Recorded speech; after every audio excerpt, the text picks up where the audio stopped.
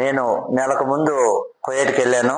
అక్కడ పడిన కష్టాలకి సోషల్ మీడియాలో వీడియో పెట్టాను. దానికి స్పందించి మన చంద్రబాబు నాయుడు గారు సీఎం గారు, మన ఆయన కొడుకు చూడండి మన లోకేష్ బాబు గారు, మన పవన్ కళ్యాణ్ గారు వీళ్ళంతా స్పందించి వాళ్ళకి నన్ను ఇండియాకి పిలిపించారు. వాళ్ళకి అందరికీ కలిసి నా ఒక హృదయపూర్వక ధన్యవాదాలు తెలియజేస్తూ, ఈ రోజు నేను ఇక్కడ ఇండియాలో అడుగు పెట్టానంటే వాళ్ళ ధర్మము. వాళ్ళు ప్రతి ఒక్కరికి మాకు హృదయపూర్వక ధన్యవాదాలు తెలియజేస్తూ అందరికీ నమస్కారం సార్. చూడండి, నేను కువైట్కి ఆర్థిక ఇబ్బందులతో కువైట్కి వెళ్ళాను. అక్కడ ఎన్నో ఇబ్బందులు పడ్డాను.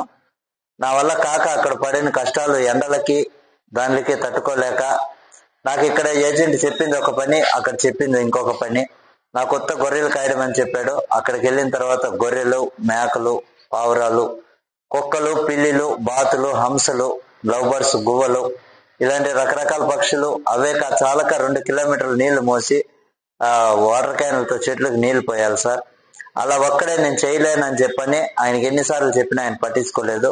ఒక్కొక్కసారి జనరేటర్లు పనిచేయవు, ఒకసారి మోటార్లు కాలిపోయినా 10 రోజులైనా మోటార్ రెడీ చేపించుకురాడు.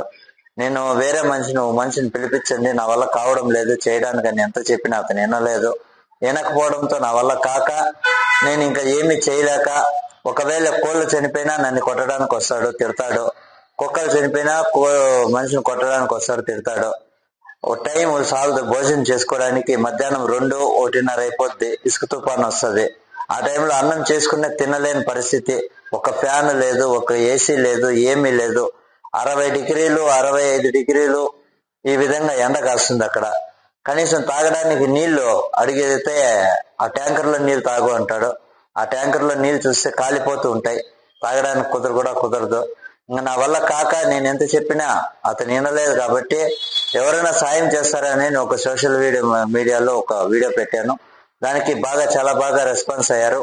మన నారా లోకేష్ బాబు గారు ఆయన రెస్పాండ్ అయ్యి, చూడండి పలానా మనిషి ఇలాగ ఇబ్బంది పడుతున్నాడని చెప్పని మన పవన్ కళ్యాణ్ గారు, మన నారా లోకేష్ బాబు గారు, మన పీలేరు ఎమ్మెల్యే గారు, మన చింతపర్తి సర్పంచ్ సార్ గారు, వీళ్ళ ప్రతి ఒక్కరు కృషి చేయబట్టి నేను ఇండియాకి రాగలిగాను. ఈరోజు ఇక్కడ నా భార్య బిడ్డలను కూడా వచ్చి చూస్తానని అనుకోలేదు సార్. నేను అక్కడే ఏదో ఒకటి అయిపోతానని అనుకున్నాను. కానీ మన ఇండియన్ ఎంబసీ వాళ్ళు అక్కడ చాలా బాగా సహకరించి చాలా బాగా అక్కడ చేసి నాకు ఇండియా దాకా పంపించారు. ప్రతి ఒక్కరికి కూడా మా ఒక ధన్యవాదాలు తెలియజేస్తున్నాను. ప్రతి ఒక్కరు కూడా నా ఒక హృదయపూర్వక ధన్యవాదాలు తెలియజేస్తున్నాను సార్. ఇక్కడ మదనపల్లికి పిలిపించిన దానికి చాలా సంతోషం ఉంది. ఇలా పిలిపించిన దానికి కారణము లోకేష్ సార్ గారు, పవన్ కళ్యాణ్ గారు సార్ గారు, వీళ్ళందరికీ నా కృతజ్ఞతలు, ధన్యవాదాలు. నాకు చాలా చాలా సంతోషంగా ఉంది.